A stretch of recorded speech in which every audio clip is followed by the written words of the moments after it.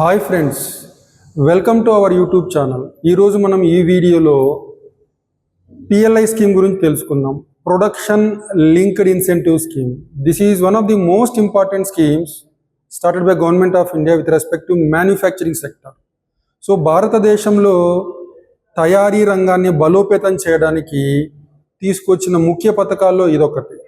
So మనకు భారతదేశంలో తయారీ రంగం వాటా జీడిపిలో కేవలం 16 నుంచి 17%. అదే మీరు చైనా తీసుకున్నట్లయితే జీడిపిలో ద షేర్ ఆఫ్ మ్యానుఫ్యాక్చరింగ్ తయారీ రంగం వాటా 25%. ఇండియాలో తయారీ రంగం ద్వారా పొందుతున్న ఉపాధి 2 కోట్లు అయితే చైనాలో ఇది దాదాపుగా 12 కోట్లు ఉంది. సో భారతదేశంలో 2020-30 మధ్యలో దాదాపు ప్రతి సంవత్సరం 97 లక్షల మంది శ్రామిక శక్తిలో చేరుతారని ఒక అంచనా ఉంది.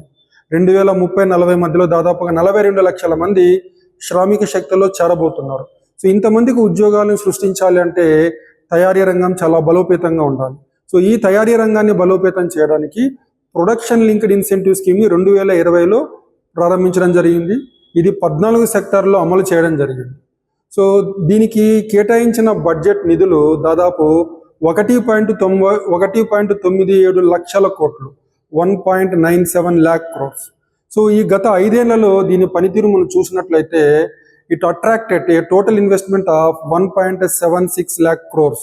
అలానే ఇప్పటిదాకా జరిగిన మొత్తం sales, the value of the total sales it is 16.5 lakh crores.